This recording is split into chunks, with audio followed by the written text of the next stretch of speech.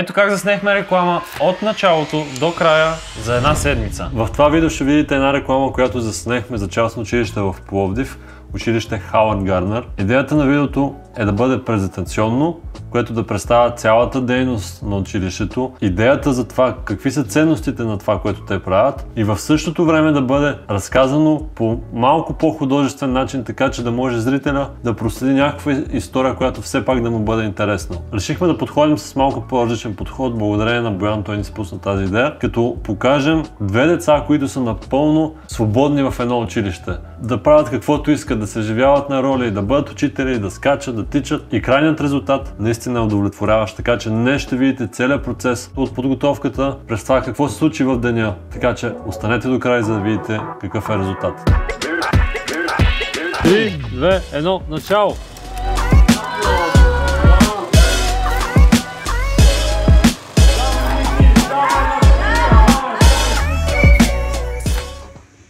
Това, което...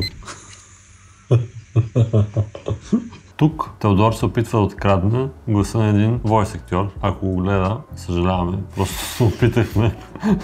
Не сме искали. Реално, ако беше станало, щяхме да видим дали го ползваме, но бяхме дължни да пробваме, защото платихме софтуер, така че да. Това, което умът може да си представи. И ръцете не могат да постигнат. И сега дойде момента, в който разбрахме кой ще ни бъде войс актьора за тази реклама. Не кой да е, а Ники Кънчев. Днес сме в студиото, деня е понеделник. Остават 3 дни до рекламата. И да изразява мнението си пред публика. Практическите упражнения по лична отговорност, дебати. Как сте? Какво пиете? Ти защо си официално облечен? Този панталон е разтеглив. Да, ма ще изглеждам като кушар. Защо се облече като кушар? Къде отиваш? За да е удобно. Както виждате, Иво започна сутринта си явно много весело. Аз реших, че липсата на сън няма да ме бутне. Станах и просто реших да бъда забавен. През целия ден кажи, не се ли спука от смях с мен? По време на пътя, да. Беше забавно. После бях професионалист. После беше професионалист, да. Айде да товарим. Тези двете ръкавици са еднакви. Не са еднакви. Виж колко е дълъг този пръст. Виж? Виж сега той колко е дълъг. Иво, еднакви са. Виж. В деня на снимките братя Томови започнаха с спор. Както винаги. Две тотално различни ръкавици, обаче той спори. Но останете малко по-напред, ще разберете кой спечели спора. Виж, че е разтеглена тая. Ма пипни едната е... се вижда, че са еднакви, то плътът е еднакъв. Какво правя в 5:20? Закусвам и чакам Иво, Иванка и Теди да ме вземат. Ай, отиваме на снимките. Да, все едно, защото не мога да си кача, нали? Добро утро! Тук се опитах да убия Ивана. Много обичам да дам малко газ на колата и хората да тичат, като набиеш спирачките, направо ти стреляват вратата. Обаче казах, хайде да няма от сутринта, защото ще да се разплача и така. После реших да оправя настроението, като порапирам малко. Интерес да спорят, бе, питам те добре ли ти, бе, пасаш. Часът е 6:30. До сега рапирах в колата. Не ме питайте дали съм добър. Добре. Мислите, че съм мръсен рапър. Мръсен пясък. Мръсен пясък. Сега имаме един много важен гъл. Искам да ми дадеш експертиза дали тези две ръкавици са еднакви. Няма чулата си сложи. Добре. Не са. Тази е по-лека, тази е по-дебела. Свеж.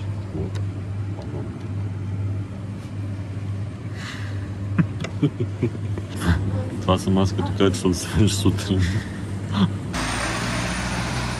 Събрахме се, ето. Часът беше 6:59, когато бяхме на пряката на училището. 7 часа ни беше оговорката да бъдем пред училището. Да. 7:00. Колата спря и часовника се обърне и стана 7:00. Кажете ми как го прецених да тръгна от София, да ги събера всичките, да спра на бензиностанцията за свеж плод банан и след това да стигна на локацията в 7:00. Ивана, Иванка, Иван, Иво, Боян. Теодор. Ето Теодор не... Ето затова не е спал Теодор. Часът е 7:30. 10 и сме на път да заснемем първата сцена в физкултурния салон. Ето е Иванка и Ивана. Спокойно, не си на Бродвей. Тя се въобразява, че е на филм. Как го седнах? Я? Сама. Тя седна сама. Сама. Добре, аз снимам и върша работата на Иванка. Не ще бъде режисьор и влогаджия. И вагаджия съм, ето Шкода. Това буквално не си спомня, че съм казал. Откъде ми се появи ключа в ръката. Той цяла нощ е бил. Да. Цяла нощ е сънувал как си прави канче с кафе. Не пия кафе. Не пиеш. Ама сънувах цяла нощ кафе. Бил е в съзнание, че всъщност ще ми се спи много. Си представя как ще се събуди. Беше много странно, защото цяла нощ беше някакво като мъчение. Не можех да заспа. И все едно постоянно трябваше да правя някакво кафе и бях в някаква много модерна бариста. И всичко беше в една цветова палитра. Такова бежо. Сънището му вече е яй. Да, наистина. Беше мега странно, защото се чувствах като че трябва постоянно някакво кафе да правя. Беше много зле. Си няма търпение да ставаш. Така сме ние заклените. Ние се вълнуваме, не спиме предните нощи, когато трябва да свършим нещо, за да го свършим. И след това не спиме, защото сме го свършили, разбирате ли? От вълнението сме свършили. Ние никога не спим реално, Да. защото... Реално постоянно имаме работа, за която се вълнуваме и постоянно сме развълнувани от свършената работа. Стаята ли за хафър за чил гай стая? Това като го дигна, някой трябва да ми натиска рек. Всеки път. Ще не мога да го фана на ръка. И тук дойде момента, в който трябваше да запишем първата сцена. Започнахме да светваме физкултурния салон. Първата сцена силно казано, защото в рекламите винаги се снима разбъркано и някой не е винаги, силно 90% от случаите, защото трябва да се съобразиш с дневната светлина, трябва да се съобразиш с това кога актьорите ще бъдат на локацията, с куп други неща, които не винаги зависят от нас и затова се снима разбъркано. Тук, за да направиш наистина добър продукт, трябва да имаш много добър сценарий и да знаеш всяка сцена на какъв етап се снима и каква е логическата връзка между всичките сцени, за да може накрая от един разбъркан снимачен ден да се получи някаква хронологична история. Така че тук седнахме в физкултурния салон осветлението, шаут-аутото Боян Захаринов, най-добрият осветител в България, в света. Определено. Той сетна осветлението за всички сцени и изглежда вълшебно. Нека видим първата сцена. Какво правиш? Значи тук трябва да се залепят тези плакати с плътни и ги подготвям. Слагам им пиксо и после ще ги залепим. Да. Достатъчно нагоре ли? Да, малко. 3, 2, 1, показваме се. Поглеждаме се, тичаме. Нямам колко скоча. Да. Има чат. Къде са ми? Само може твоята реакция, след като тръгнеш да тичаш, да си малко по-развълнуван. Добре. Децата. Главните актьори в тази реклама. Бяха брилянтни. Тези деца са учили актьорско майсторство Без да са в учили. предния живот. Интересно е как едно дете може толкова много да се влезе в образ. Работили сме с толкова възрастни хора, които им казваш направи нещо, те направо. Спокойно. Сега ще видите какво реално се случва в тази реклама. Колко добри актьори са. Давай. 3, 2, 1. Давай,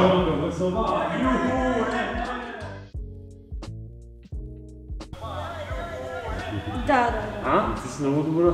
Супер. Това е супер кадър. Дори не знам къде сме. Гледай сега. Камерата тръгва от аквариума. Ние сме на сцена 4. Иванка обикаля цял ден с някакви листа. Дори не знам за какво ги държи ця листа. Ти прочете ли реално? Тя забрави на коя реклама нещо правеше там. Днес какво снимахме? Тук. Това го направихме. Да. Децата надничат през Може касата да, на вратата. Да. Така. Може да топло момчето. Ето, момчето, кадър 3, не, момчето трябва рита топка или хвърля коша.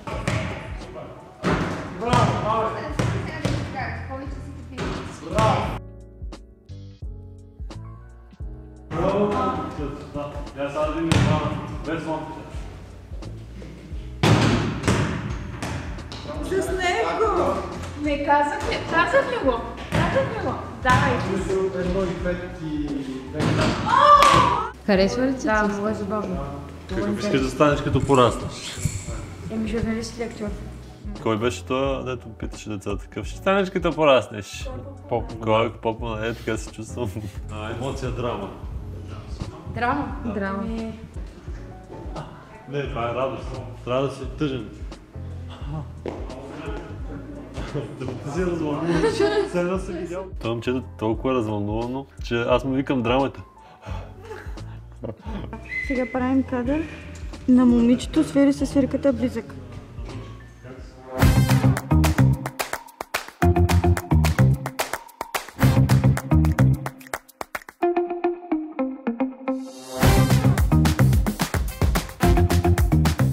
Много важно в целия процес беше как подхождаме към децата. Защото децата имат различни разбирания за това какво точно се случва. Те възприемат доста по-емоционално и на човешко ниво, не толкова професионално. И през цялото време трябваше да ги хайпваме. Трябваше всички да бъдем с такова отношение, че се справят прекрасно. Много беше яко как трябваше да ги надъхваме, за да могат да влезат в правилния вайб, който търсихме. Да. Давай, Ники! Давай, свирка! Давай! Имаме, браво! Това стана много добре. Приключихме с сцена 5, сега започваме с сцена 4, която е отгоре тук ще пуснем един прожектор, който ще играе ролята на Слънце и ще заснемем децата как ходят по коридорите. Получава се много добре до сега, вие вече сте видяли част от кадрите. Така. Напишете ни, харесвате ли този контент? Искате ли да виждате повече от снимачните сетове? А Иванка отива за риби. И да снимаш нещо. Тук изоставахме вече сигурно с 30 минути. Даже и повече, може би 40, бяха минали час и половина от началото на снимките, така че денят започна обещаващо. Какво се прави, когато изоставаш с графика? Даваш си повече зора. Не обядваш.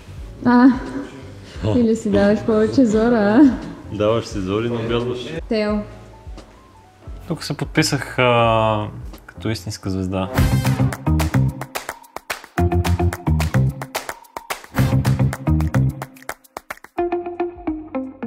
В тази сцена ще покажем на всички родители, че в това училище, в Пловдив, Хауърд Гарднер, всяко дете има ментор.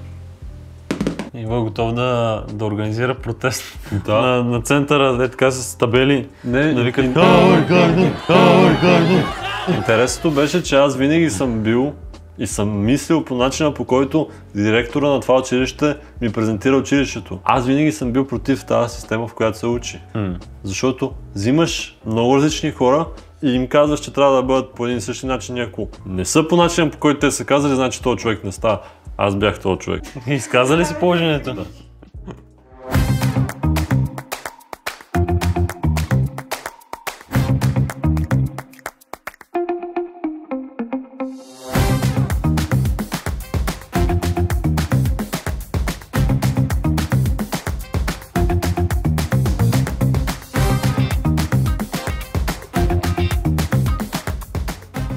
Отиваме да видим Иванка. Тя купи риби преди малко.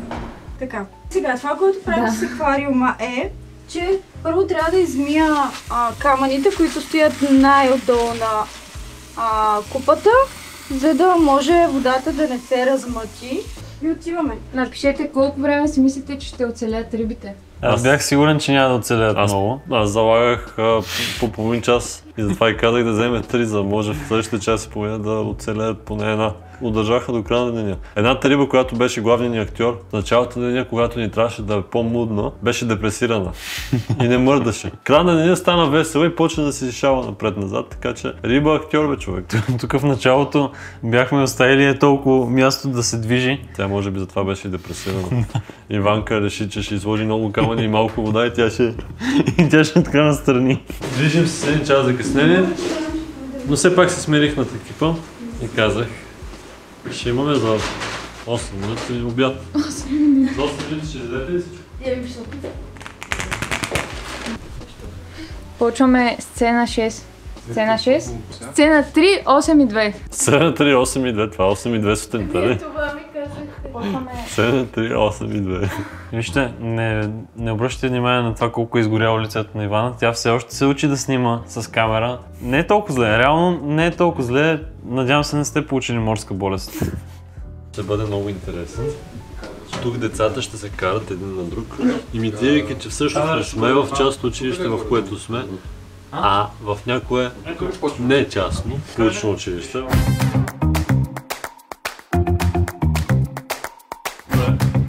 Сега правиме така, тази реакция.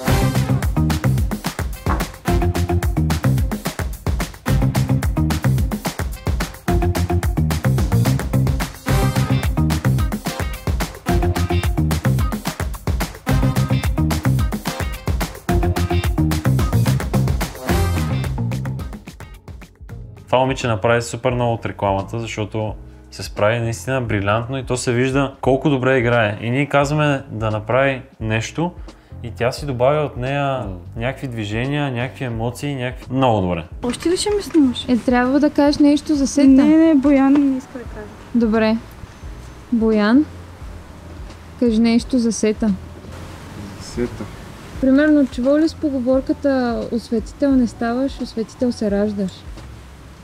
Чувал ли се? Не. Тук Ивана се опитва да влезе на някакво такова ниво, на което Опита се да завърже разговор с осветител. Това ли ти идея, Ивана? Браво. Браво. Това за когато искаш да говориш таксиметро, не знаеш къде да почнеш таксиметро. Ние таксиметро ли се родихме, Росене? Да. Ние престъпници ли се родихме, Иво? Престъпник не се ражда с Росен. Престъпник умираш. Чувал ли си, че Господ е гафер? Не. Защото е казал Let there be light, се е запалил там. Край. Окей. Да, реално Господ е първият осветител. Помисли за това. Може да видите зад мен. В момента разместваме и правим последен кадър отвън. Камерата. Тук Ивана се бяга от бутница. Може да ви ден 12. 3, 2, 1, начало!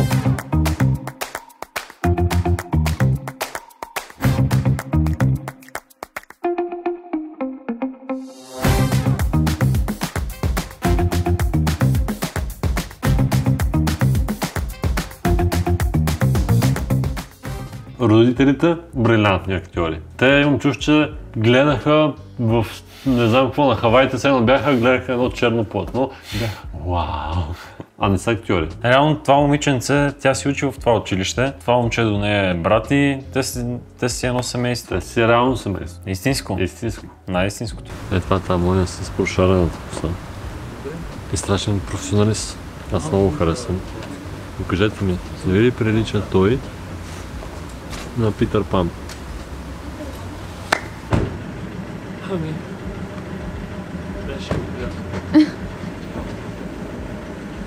Върнахме се в графика. И тук стигаме до момента, в който трябваше да съберем много деца на едно и също място в една възрастова група, при положение, че училището е супер много и още няма толкова много деца. Събрахме от много различни семейства в Пловдив деца и тук аз се превърнах в аниматор, защото имаше време, в което трябваше да се сетнат нещата, осветление, камери и децата трябваше да бъдат супер фокусирани. Казвам ви хора, когато харесваш това, което правиш и си там, за да свършиш наистина работата, не те интересува какво трябва да направиш. Дали ще трябва да чистиш нещо, дали ще трябва да си клоун, дали ще трябва да си аниматор.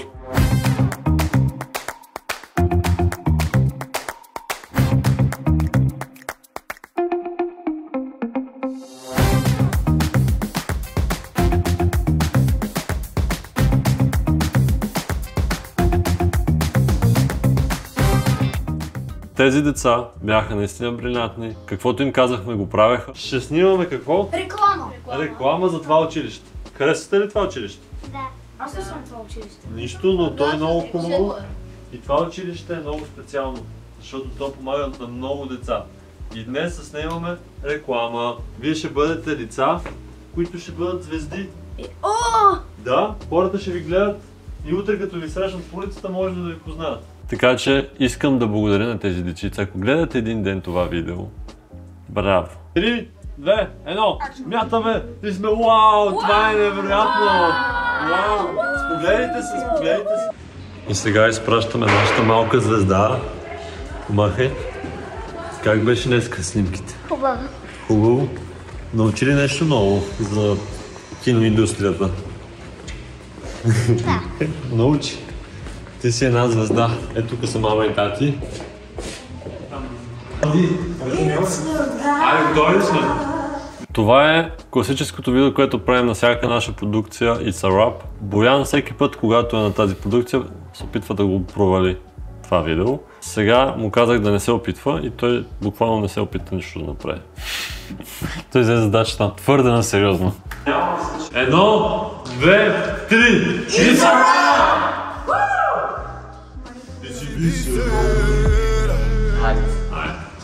Боян си всеки път. Научих се да снимам. Тук малко избърза, защото цял влог гледахме... Не, рано, щом имаме кадри, става. Щом го гледате, то не е толкова зле. Да. И сега гледаш манипула. И благодарим ви, че гледахте това видео. Надяваме се да ви е харесало. Напишете ни кое ви беше най-интересното в този влог и дали искате да виждате повече такива неща. Shoutout to целият екип на Xeron. Всичко мина по план, защото всеки знаеше какво прави. Трябваше да се съчетават много различни задачи в много различни часове и постоянно изникваха казуси, които екипът беше трезвен и буден за това как всъщност да ги разреши, което води до един прекрасен продукт, до един гладък процес. Качваме скриншот на чата ни с клиента, веднага щом видя рекламата какво ни написа. Реално, когато всеки знае какво прави, знае кога го прави, готов е да реагира в кризисни ситуации по иновативни начини, се получава един прекрасен продукт, така че ако вие имате нужда от такава реклама, знаете къде я намерите, ако нямате нужда, гледайте. Алберт Айнщайн веднъж е казал: всеки е гений, но ако съдите рибата по способността и да се катери по дърво, тя ще живее целия си живот, вярвайки, че е глупава. Колко отличници завършват само за да се почувстват изгубени в реалния свят.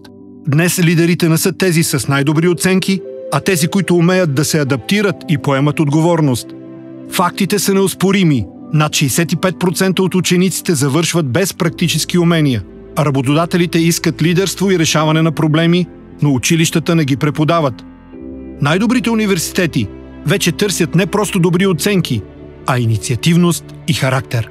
Затова създадохме училище Хауърд Гарнер, място, което подготвя децата не само за изпити, а за реалния живот. Всяко дете има различни мечти и таланти, а наша основна задача е да подходим индивидуално, за да прекъснем цикъла на риби, които се катерят по дърветата. Целта ни е да изградим увереност във всяко дете, затова то получава шанс да решава реални проблеми и да изразява мнението си пред публика.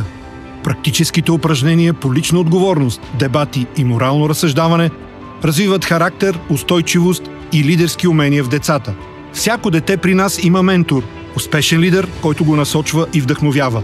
Освен програма, одобрена от Министерството на образованието и науката, нашата система Student Potential Discovery Framework разкрива силните му страни и изгражда учебен план около него.